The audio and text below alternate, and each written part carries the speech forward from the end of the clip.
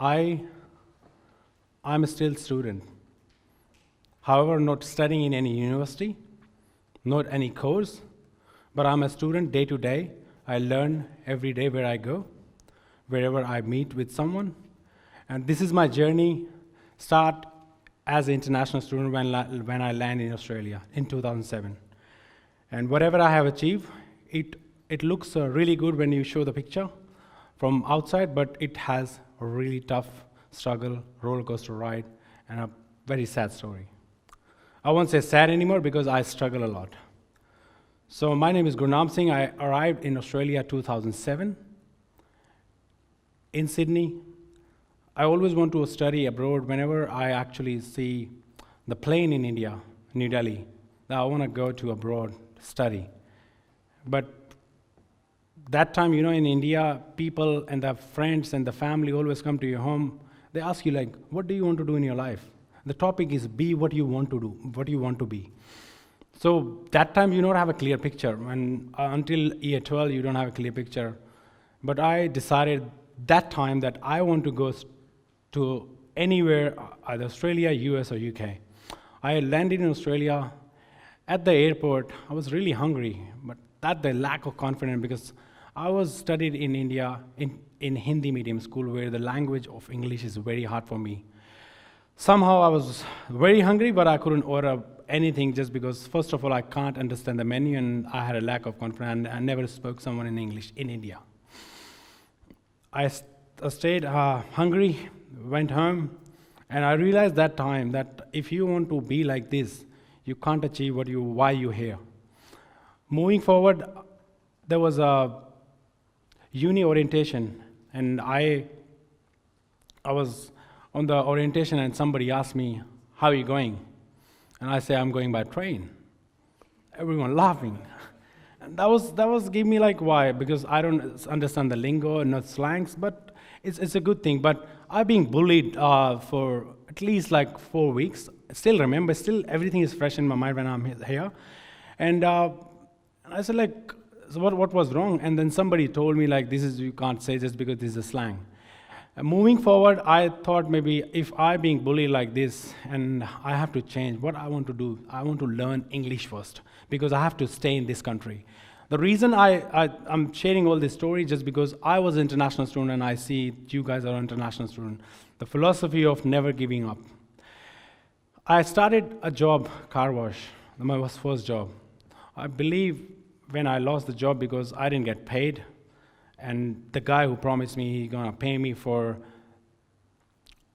7 days, 1 day was training, and the week after I went there and said like, oh no, you was whole training. I was very sad, disappointed. Then I got a job in waiter as a restaurant. And before I applied so many places, some people told me like, you're wearing a turban, you should cut your beard, and I don't want to do that just because I want to be who I am, and I want people to accept me who I am. Later down the track, I got a job in restaurant where I have groomed myself, and then I always been in cricket. So I was in a cricket ground, Sydney cricket ground, and I was little jumping all over, and I got featured in Sydney Morning Herald, Daily Telegraph, and one of the opposite restaurant, there's a Coles supermarket, and the guy said like, you are the same guy who's actually in the newspaper, would you like to work with us? I said like, that's a really good offer, and I did that. And that's where my journey started, like when I talk to people and I have a communication. And after following that, I improved myself, not very well, but I always have in my mind, I have to do something new, something change. Following down the track in 2014, I still remember I finished my uni and I went for an event. And I was standing like this, and one lady called me, hello, taxi driver, just because I was wearing a turban. And it just hurts me so much because I was not the taxi driver. I always said that the job is a job. It's not a big job, a small job, or what you do. But being as a taxi driver, recognize even though I'm not driving taxi, but people need to educate from here. And being education, I think I actually stood up. Like, what should I do? Something to change people's mind and people's perspective. As being people should actually respect everyone equally. I actually started the fashion influencer, as you mentioned. I never be into a fashion, I never be a model. I just think like something is a change, you need to change. And if you are a change maker, make sure you should go for it and lead by example. And I started the fashion called Singh Style Sydney. Singh is me style, I carry and really live in Sydney. That's why every organization I have set is around me. And then followed by is being associated with Vogue Fashion, some fashion modeling events. Followed by that, 2018, I started my non-profit organization. Is called Australian Indian Sports Educational and Culture Society. How is saying Australian Indian? I'm Australian Indian. Sports, I always been to in sports. Education, I studied here, and culture, I represent. So that is, again, is just around it myself. Being these organizations do more trade and investment between India and Australia, and also the political side to showcase what the two countries can do better and empower each other.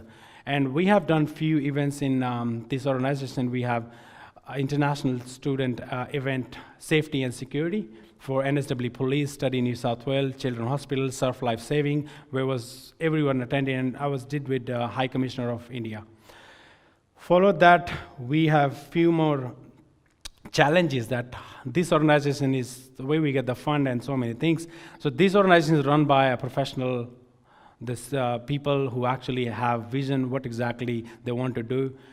After having few events, we had a good start, but see again, the thing is not stopping here. I think like we are still behind something and we are not focusing what exactly we actually want to do in this organization. I always have in my mind when I was a student that like 4 things I always have, the dream, fear, focus, and outcome.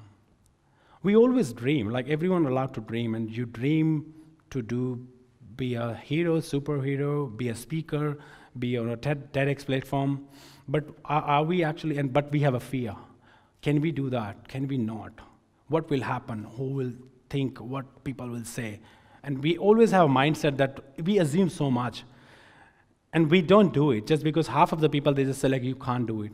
I think you need to surround, as international student, I've been giving you advice, you need to surround people that who actually will motivate you to go further, because not many people here, they want to see many people achieve.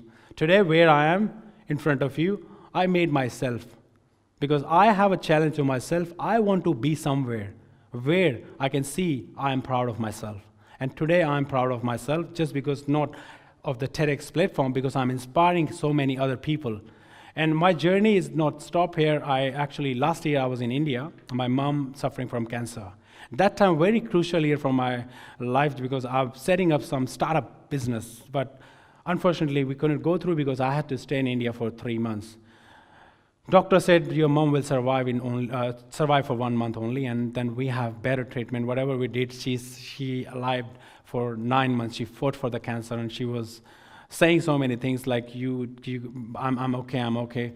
And the moment she died, I realized that, one person I always talk to, and one person I always have in my life is my mom, that she always inspire me. She always tell me that you can do whatever you want to do. There will no one stopping you. You believe in God. I always believe in God. And I say like, today is like what you're doing, good for bad, it will actually come to your karma, and you will actually get what you're actually giving to the people. Mom died, and after so much happened, and that was last year, September, and then again my dad had a heart stroke. I was in India for a couple of weeks back. Arrived in Sydney, there was a World Cup, and then there's a final, then there is a coronavirus, there is things. The reason I'm all saying this, because there is like, if you stop your mind, you stop yourself. You don't have to stop your mind, because if you think positive for everything, then every positive, the universe, the power, it makes you connect towards the positive people. If you say no to people, then it will always go negative. In my dictionary, in my mind, in my team, I always said like, I don't want to hear no from you, or no from anyone. The being as, when you say no, there's so many things go beyond what you're actually planning.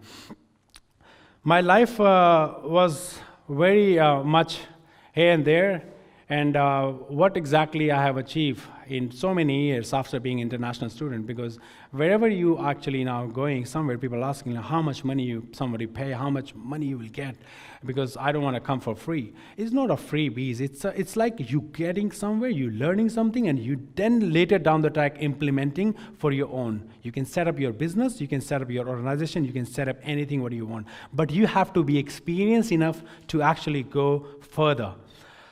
I actually being recognized by NSW Police for International Student Engagement Award. I'm a community ambassador for Cricket Australia, associate with McGrath Foundation, Sydney Cricket Ground honorary member, associate with T20 World Cup, leading forum for India-Australia Business Exchange Program. I never imagined I'm going to be like this, and I never thought what I will be in my life further ahead. But I just believe that if you have a never giving attitude, and if you always think like something is there for you and you should think positive, then I think no one can stop you. No one will stop you. And of course, the God is always help you to be with you, to encourage and empower you. But that's exactly my story, and I would like to say thank you so much for having me here. Thank you.